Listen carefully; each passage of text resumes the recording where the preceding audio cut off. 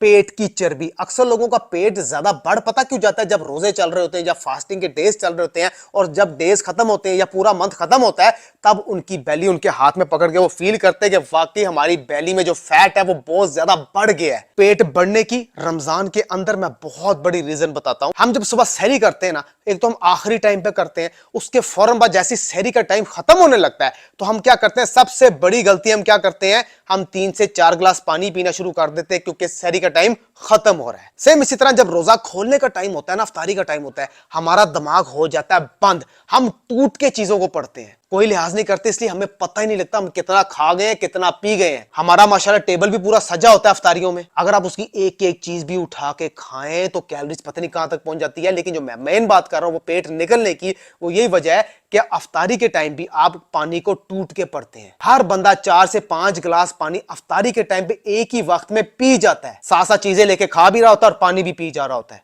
यही वजह होती है जब आप फ्राइड चीजों के साथ, तली हुई चीजों के साथ पानी का इस्तेमाल करते हैं तो वो आपको पेट को फुला देता है। और रोजाना ये अमल करते करते आपका पेट पे कहां से कहां पहुंच जाता है। रोजा खोलने से लेकर रोजा बंद करने तक बेस्ट टाइम पानी पीने का क्या है और कैसे पिया जाए? देखिए, इसके लिए थोड़ा हौसला रखना पड़ेगा अगर आपने वेट को कंट्रोल करना है या वेट लॉस करना है। इफ्तारी में आपने 2 खजूरें खा ली, 2 गिलास पानी पी लिया, वो इनफ है, इनफ है। उसके बाद थोड़ा बहुत फ्रूट या अपने डाइट से रिलेटेड अगर कोई आपने इफ्तारी बनाई हुई तो आप कर सकते हैं, लेकिन उसके फौरन बाद आपने ज्यादा पानी नहीं पीना।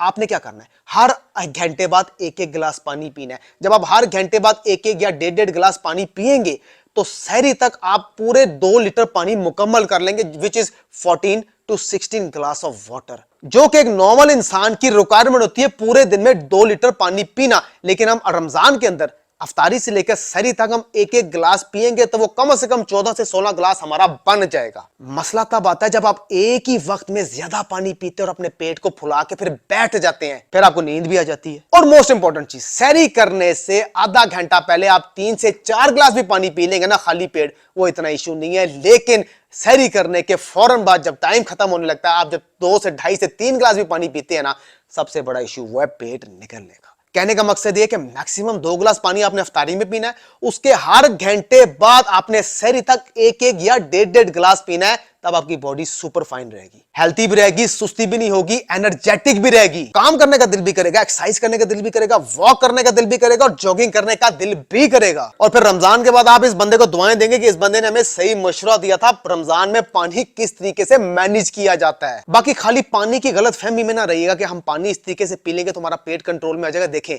एक चीज को समझना बहुत जरूरी है, 70% डाइट काउंट करती है। मैं हर अपनी वीडियो में बताता हूं कि जब तक 70% आपकी डाइट नहीं होगी, अब रमजान चल रहा है, आपने रमजान में चटपटी चीजों से, ये पराठों से परहेज कर लेंगे ना तो मर नहीं जाएंगे, जिंदा ही रहेंगे और आपका रोजा भी कबूल होगा।